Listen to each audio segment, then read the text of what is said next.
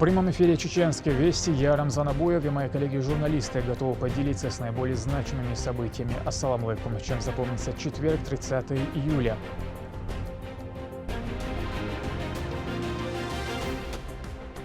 Сверка часов. Чеченская республика – одна из лучших Российской Федерации. Как раз на встрече двусторонней с Рамзаном Ахматовичем буду об этом говорить. Рамзан Кадыров провел рабочую встречу с полномочным представителем президента в СКФО Юрием Чайкой.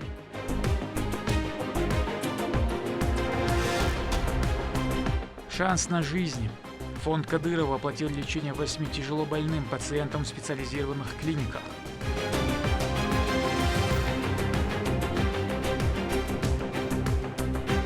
Скрытая опасность. Даже самые полезные продукты требуют внимательного отношения, начиная с момента покупки и заканчивая их употреблением. Роспотребнадзор напомнил о главных правилах безопасности при выборе продуктов в летнее время.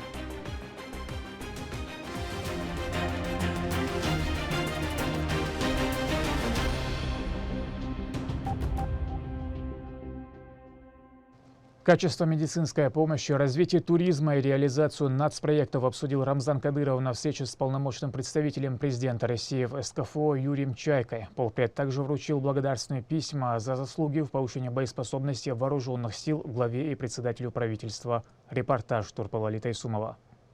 Глава субъекта Рамзан Кадыров начал встречу с полномочным представителем президента Российской Федерации в Северо-Кавказском федеральном округе со слов благодарности Юрию Яковлевичу за очередной визит и поддержку по важным вопросам. Уважаемый Юрий Яковлевич, я рад вас приветствовать в Грозном. У нас в федеральном центре налажено эффективное взаимодействие по всем ключевым вопросам, в том числе и благодаря вам. Вы постоянно оказываете нам братскую помощь. Вы всегда долгожданный гость в нашей республике. Большое спасибо за возможность посетить вашу республику. Я с большим удовольствием это делаю. За последние годы, по словам Юрия Чайки, регион стал примером всей стране по введенному жилью, качеству оказания медицинской помощи. Введено миллионы квадратных метров жилплощади, высокий уровень здравоохранения и условия для туризма. А еще субъект превышает среднероссийский показатель индекса промышленного производства. В рамках национальных проектов построено более 1400 социальных и инфраструктурных объектов. Текущая оценка достижений Чеченской республики национальных целей развития показывает, я думаю, сейчас впервые эти цифры назову, что регион находится на первом месте по стране и в округе по следующим направлениям.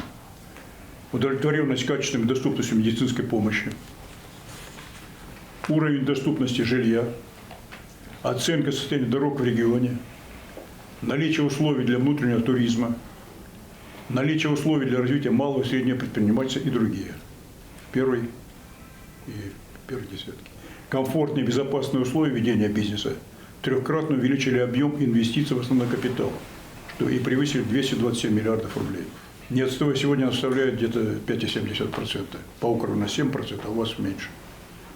Не отставал от озвученных показателей и рост средней заработной платы. Он с 2020 года вырос более чем в 2 раза. Объем налоговых и неналоговых доходов в первом полугодии составил 23,8 миллиарда рублей. Рост поступлений к уровню аналогичного периода прошлого года составил 4,2 миллиарда рублей, или 21,5%. Ну, то есть я говорю, что цифры очень впечатляют. Как раз говорит о динамичном развитии Чеченской республики. Вы действительно, я еще раз повторю, вы флагман не только в округе, но и в Российской Федерации. Вы по скольким позициям на первых местах находитесь. Это дорогого стоит. Поэтому я вам очень благодарен. Ну, конечно, естественно, я очень благодарен за ваш вклад, значит, в специальную военную операцию. Вы действительно сегодня в округе, мы на вас только опираемся в основном здесь, потому что вы очень достойно делаете свою работу. И я очень благодарен Рамзану Ахматовичу вам, потому что ваша команда, вы как лидер работаете отменно очень. Я очень благодарен за это. Спасибо. Федеральный чиновник анонсировал, что частица посоха пророка Моисея будет доставлена в Грозный. Кроме того, Юрий Чайка поблагодарил Духовное управление мусульман Чеченской Республики за содействие. На это Рамзан Кадыров ответил словами благодарности за оказанное доверие и поддержку в решении многих задач. Хранил у нас республику и вас всех Всевышний. Значит, скоро мы повезем частицу, значит, посоха пророка Моисея в целом по Кавказу. Значит, да, уже принято решение. Я очень благодарен за вашего муфтия Он великолепно, во-первых, приехал, очень спасибо большое вам, и он выступил великолепно на встрече моей. И там было принято решение, что вот эта частица посоха пророка Моисея пойдет по всему Кавказу. Пойдет. Это будет как раз тот самый цементирующий момент, в целом религиозный прежде всего, который объединит все народы. Потому что пророк Моисей, он у всех, да, почитаем, он у всех. Муса у вас, Маша у иудеев, Моисей у христиан. Поэтому я думаю, что, я вот еще раз говорю, я с большим удовольствием, вот когда он поехал, когда позвонил, значит, я прилетел сюда, на самом деле, комфортно здесь у вас. Вы молодцы. Спасибо большое. Молодцы. Спасибо за поддержку, за отношения. Всегда вы нас поддерживаете. И все наши результаты, это благодаря вашему участию. Мы будем стараться делать все для того, чтобы, в первую очередь, мы победили, а в последующем людям дать достойное проживание. Для этого у нас есть все условия. Если плакать, сидеть, ничего не получится. Если идти вперед, то получится результат. Спасибо большое. Очень правильно. Я полностью солидарен с то, что вы говорите. Действительно, только движение вперед может нам помочь во всех этих делах. Распоряжением полномочного представителя президента России в СКФО благодарственным письмом награжден лично Рамзан Кадыров. За особые заслуги в повышении боеспособности вооруженных сил Российской Федерации, высокий уровень профессионализма, проявленного при решении задач особой государственной важности, награждаются благодарственным письмом полномочного представителя президента Российской Федерации в Северокавказском федеральном округе Кадыров Рамзан Ахматович, глава Чеченской Республики. Этой же награды удостоен председатель правительства Чеченской Республики Даудов Магомед Хожахмедович, председатель правительства Чеченской Республики. Еще 9 человек стали счастливыми обладателями данной награды. Это люди разных социальных, педагогических и медицинских профессий. Все они отдали данным направлениям не один год упорной, тяжелой и полезной работы. Мы спросили об их впечатлениях в такой момент. Я настолько в шоке, что из рук главы Чеченской Республики я получила такую награду. Девидрейс Хайлмасанна. И я очень рада, что настолько оценили наш труд, что нас сюда пригласили и наградили. Всегда приятно получать любую награду. Почему? Это любая награда говорит о том, что твой труд замечен, твои старания замечены, что ты какой-то положительный вклад внес. Пускай небольшой, но ты вклад вносишь. И когда тебя награждают, очень приятно. Тем более приятно, когда ты это получаешь, допустим, награду, будем говорить, с рук, допустим, Чайка и Юрия Яковлевича, тем более, который все это организовал наш глава Чеченской Республики Кадыров Рамзан. В интервью журналистам региональных средств массовой информации Юрий Яковлевич еще раз подчеркнул, что лидерство Чеченской Республики по важным социальным показателям полностью оправдано и стало примером. Достижений очень много в Чеченской Республике. И Чеченская Республика одна из лучших в Российской Федерации. Как раз на встрече двусторонней с Рамзаном Ахматовичем буду об этом говорить. Они даже, может, руководство Чеченской Республики впервые услышать эти цифры, что действительно абсолютно большинство социально-экономических показателей, они входят в первую десятку Российской Федерации. Это лучше. Поэтому Чеченская Республика динамично развивается, мир и покой Чеченской Республики. То есть очень позитивные вещи происходят в Чеченской Республике. Все это показатель конструктивного взаимодействия и готовности оказывать необходимое содействие в реализации значимых для субъекта инициатив. На федеральном уровне результаты социально-экономического развития нашего региона ценятся очень высоко. Оно и неудивительно. Результаты всех планов и задач каждый раз превосходят ожидания. Турпа Лолита Исумов, Сайтамин Мусаев при поддержке пресс-службы главы и правительства Чеченской Республики. Вести. Чеченская Республика. В рамках рабочего визита полномочный представитель президента России в СКФО посетил православный храм Архангела Михаила в Грозном. В повестке его сопровождали председатель правительства Магомед Даудов и вице-премьер-министр по национальной политике, внешним связям, печати информации Ахмед Дудаев. Юрий Чайка передал в дар епископу Грозненскому и Сунжинскому Амвросию икону с изображением святого равноапостольного князя Владимира и частица его мощей. Также полпреду представили макеты нового храма, который возводят в новом столичном районе. кафедральный собор. Это будет, да. Вот сейчас планируется пригласить патриарха на освящение этого храма. Идут переговоры.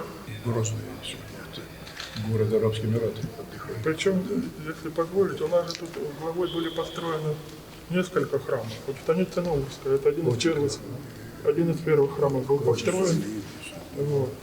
Центр станицы такой красивый. Причем получилось так, что было построено 3 храма в республике, и они все оказались на улице Кадырова. Хотя так изначально... Это центральная улица. Да, центральная улица. Хотя так изначально нет. Вот это внутреннее убранство его. Юрий Яковлевич, 17 православных религиозных объектов в республике функционирует. Да, причем мы гордимся такой практикой, когда у нас в республике, только у нас в регионе, одним комплексом строятся мечети, православный храм рядом. Рядом с аэропортом на территории Российского университета спецназа, вот буквально рядом православный храм и мечеть. Как отметили представители епархии, подаренная икона будет торжественно перенесена в новый храм после завершения его строительства. В свою очередь, епископ Амвросий передал ответный подарок.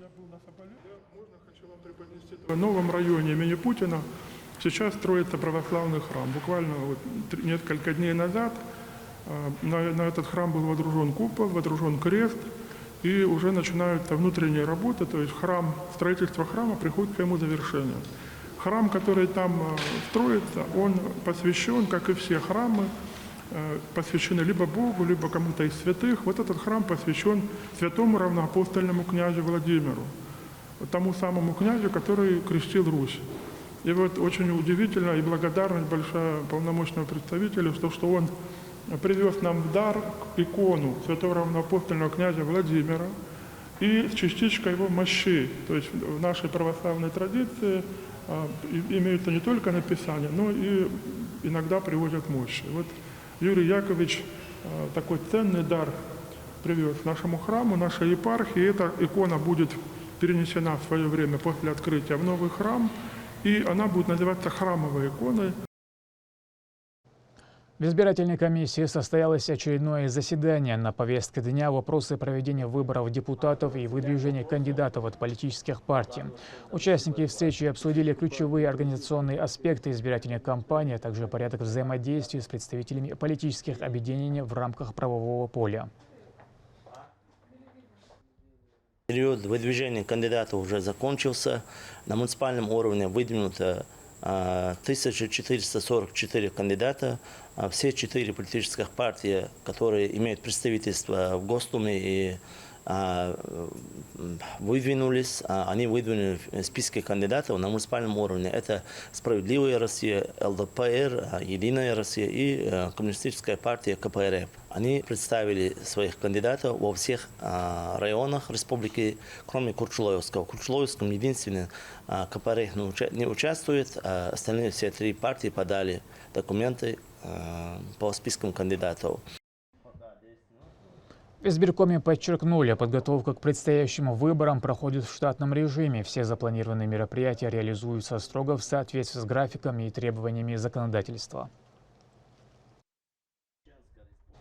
Региональный общественный фонд имени Героя России Ахмата Хаджи Кадырова продолжает оказывать адресную помощь жителям республики, оказавшимся в сложной жизненной ситуации. На этот раз финансовую поддержку получили 8 семей, нуждающимся в лечении за пределами региона. Представители фонда встретились с заявителями и детально рассмотрели каждое обращение. Для большинства семей эти средства – единственная возможность организовать поездку в специализированные медучреждения страны.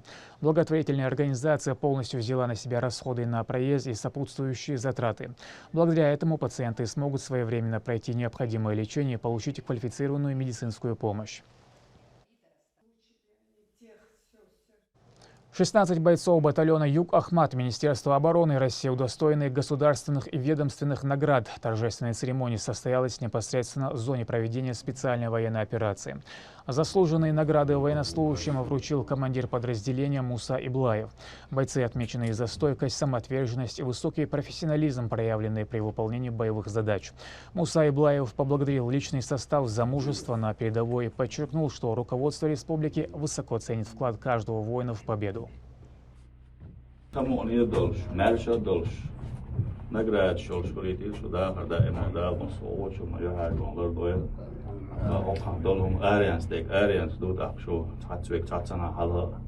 Velosuuritna tatsana riitin tu tatsue kelyynä kolta housi lördiaston. Se don hakeman. Ties mentos ugas oldegi tiesan vuosta londo. Ka ääriän skits o hyösi don lörder is a. Allah täällä massa vuosina alsten mokstosta vuolan tsariar tuossa täällä bertiössä. С наступлением лета на улицах традиционно оживляется торговля. Стихийные рынки и открытые прилавки манят покупателей обилием свежих продуктов, однако летний зной превращает обычный поход за покупками в серьезный риск для здоровья. В Роспотребнадзоре напомнили о ключевых правилах выбора и хранения товаров в условиях высокой температуры. О том, как уберечь себя от опасной покупки, в репортаже Дени Хамидова.